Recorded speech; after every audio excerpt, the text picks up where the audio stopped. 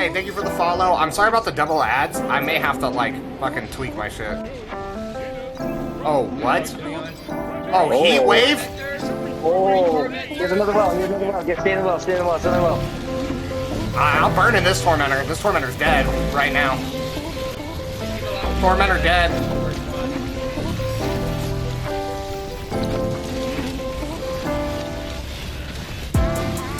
Heat wave? This is crazy. How many freaking wells are they gonna let me throw?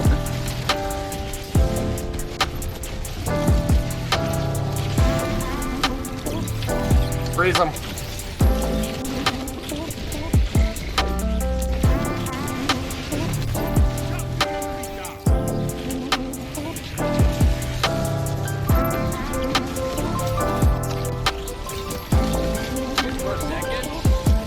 Kill him.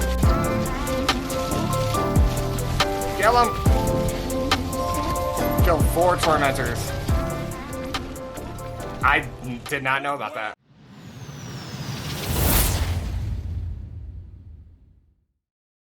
What up, everybody? It's your boy Clown back again with another My Thoughts Prismatic Sub-Classes. So yesterday, Into the Light released. Bungie released a reveal trailer of gameplay of Final Shape. Sorry, there's so much that's been just happening. As well as showing Final Shape, we also got to see the new Prismatic Sub-Classes. So they said yesterday that they would release a deep dive, which they did, blog post, and we're gonna go over a little bit of it, talk about it. I'm gonna give you kind of my thoughts on what I think of Prismatic.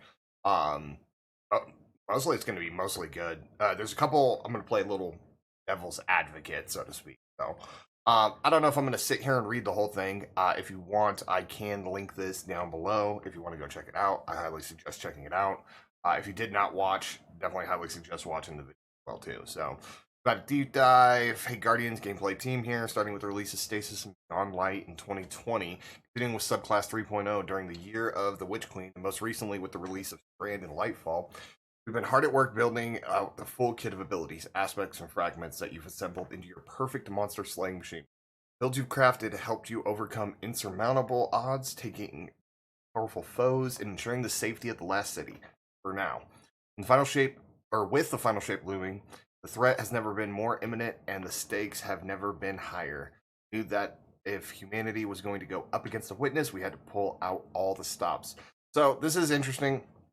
For the simple fact, I was talking to my buddy Dash. Shout out Dash Superior 1. This is kind of going into lore accurate because technically Guardians can wield light and dark, but it like there was no like just like originally like hunters or titans or warlocks, like they could all wield all the powers. So this is something that's going to be really interesting. Being able to wield light and dark at the same time, I think is going to allow for a lot of play. So here they're showing the Prismatic Hunter. What I thought was interesting is I was watching a couple of other people's videos, and so they only have 5 supers here. These are the 5 supers you're going to be able to use. But the interesting, wait, what's this note? Starting indicates abilities that are included in your starting Prismatic build. Yeah, that's like a big note that I know a lot of people are gonna love. The second Final Shape drops and we go into that first mission, we get our Prismatic subclass, which is going to be awesome. I definitely think it's something because, like, Lightfall kind of did that, but you still had to go through the entire campaign to unlock it. So the fact that we get unlocked immediately and be able to just start going along with the abilities, everything we just have access to. Well, we don't have access to everything. We have access to all the starting stuff. But like the rest, like Combination Blow, Arc Bolt, those things will unlock later. But as soon as we unlock them, we can just... But the thing that I noticed was that there's 5 supers here, but here there's... Wait, I counted wrong. That's 5. Never mind. I suck at math. I don't know why I saw 3. I was like, yeah. You know what? We'll cut that part out. We'll cut that part out. Future me, cut that out. So we have the Transcendence abilities, the grenade and whatnot. I don't know. We'll have to look more into that. I know this looks really interesting. Okay, the Prismatic Hunter is evasive and maneuverable, grappling around the battlefield and leaping to advantageous positions with Ascension. Their starting Prismatic build enables that maneuverability with Winter Shroud, providing a handy debuff that Stylus Executioner, which now triggers by defeating an enemy afflicted by any subclass debuff, can activate from providing easily accessible invisibility to reposition wherever you need safety.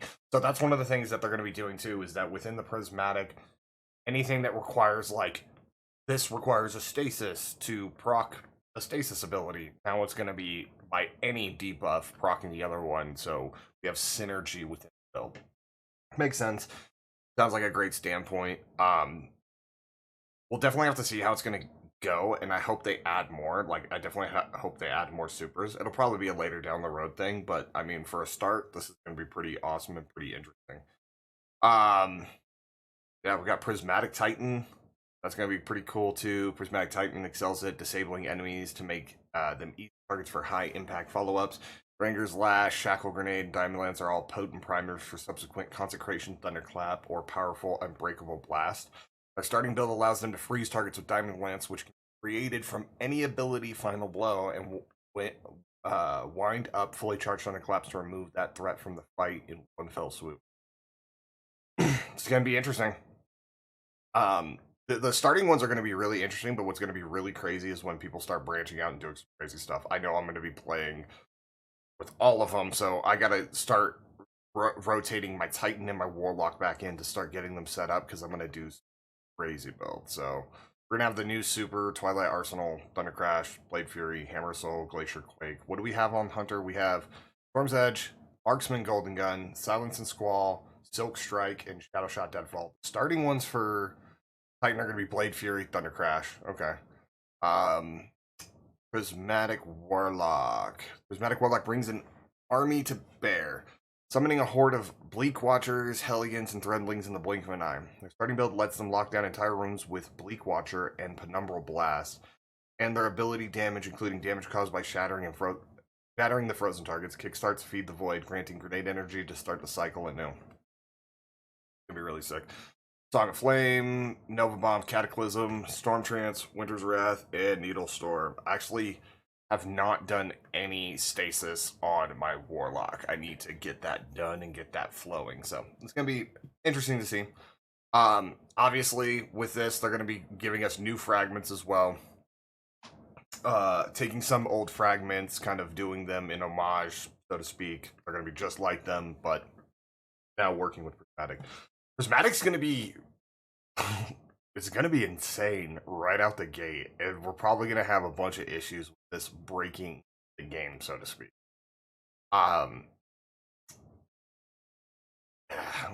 Expect a lot of latency, a lot of lag, and a lot of crashes.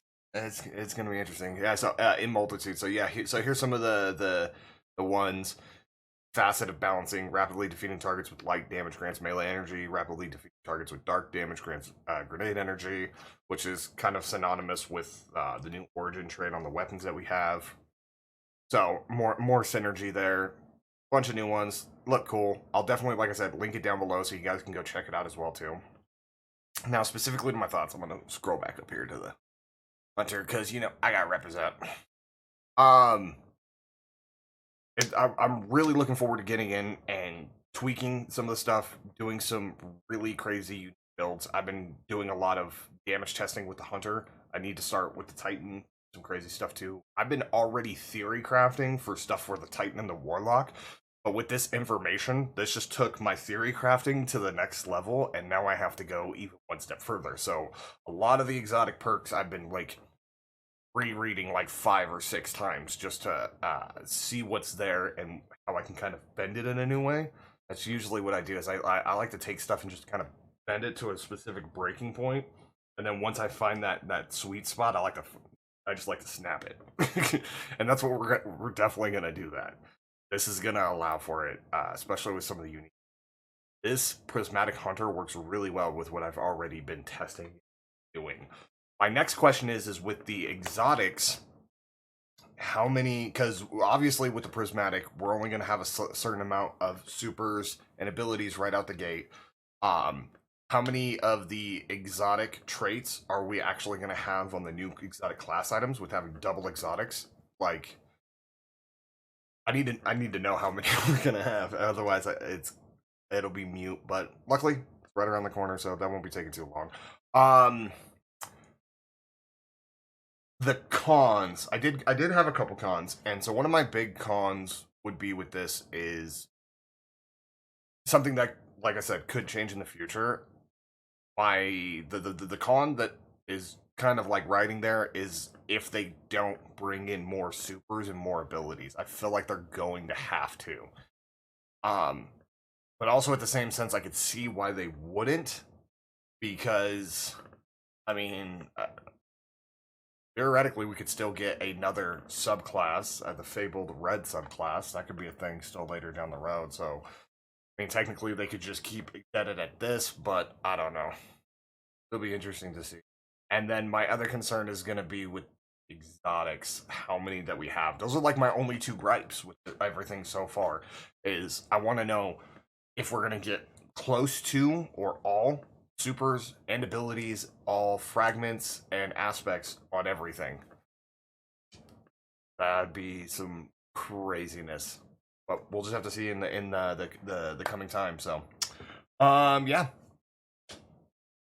Other than that, been having a super lot of fun with Into the Light, running Onslaught. That's been super awesome. Getting a couple rolls, doing some testings. I'm gonna do some more my thoughts on some of the weapons and whatnot after I do like some more testing.